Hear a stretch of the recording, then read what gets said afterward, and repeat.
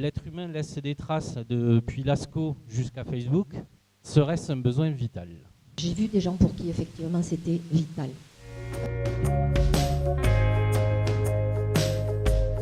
Des gens qui souvent étaient dans des situations difficiles ou pour qui l'échéance était assez proche, qui m'appelaient en me disant il faut, là, dans les semaines qui viennent, il faut que j'ai écrit ça pour le transmettre à mes enfants. Moi, j'écris des livres.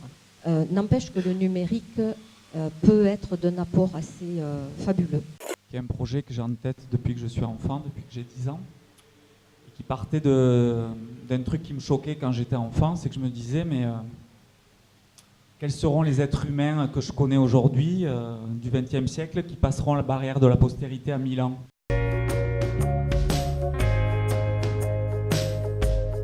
Je me suis dit, à coup sûr, il y aura Hitler et Staline, mais il y aura pratiquement personne parmi les millions de gens qui sont morts dans les goulags ou dans les camps. Moi, ça m'a toujours perturbé, ce truc-là. Alors un jour, je me suis dit, mais c'est quoi la valeur d'une vie humaine en matière de postérité? Est-ce qu'il y a une hiérarchie entre la valeur des vies humaines en matière de postérité?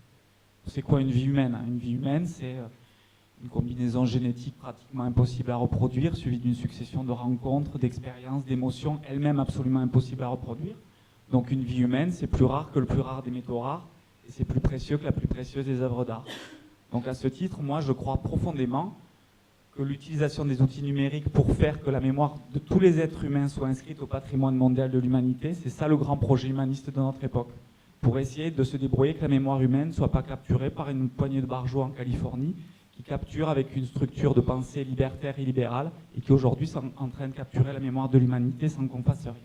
On était des révolutionnaires au XVIIIe siècle, on est devenus des bourgeois passifs et dépassés. Face à ça, le nouveau monde du numérique, il est dominé par une poignée de mecs en Californie. Et donc c'est eux qui captent la mémoire humaine. Et nous, alors on intellectualise, on se dit il faut faire ci, il faut faire ça. Moi je pense qu'il faut faire maintenant. Il faut agir, il faut porter des contre-feux à ça avec une tradition de pensée à la française, humaniste. Des projets qui utiliseraient le numérique et la grande révolution d'aujourd'hui à des fins humanistes, c'est-à-dire pour sanctuariser l'être humain, pour le sacraliser, ça n'existe toujours pas. En réalité, le nouveau monde du numérique, c'est dominé par une vision libertaire, libérale, commerciale. Ce n'est pas notre culture à nous. Ce que je sais, c'est que si nous, on n'agit pas, de toute façon, les barjots là-bas, ils continueront. Ils modifieront l'espèce humaine. On va vous dire il faut copier les Américains avec le big data, l'intelligence artificielle, on va modifier les êtres humains, les transformer, les améliorer, etc. Moi, c'est pas ça. Moi, je suis attaché aux poussières d'étoiles qu'on est, en disant ben, l'être humain, c'est sacré, et sa mémoire, ça a une valeur inestimable. C'est patrimoine de l'humanité. Ce truc-là, c'est accessible. Pour la première fois dans l'histoire de l'humanité, on peut le faire. Pourquoi on ne bouge pas? Pourquoi on ne créerait pas un UNESCO? Il y a bien l'UNESCO qui fait ça avec des patrimoines de l'humanité. On parle de différentes révolutions industrielles, mais c'est la première révolution industrielle où là on touche à la nature de la personne et au statut de la personne.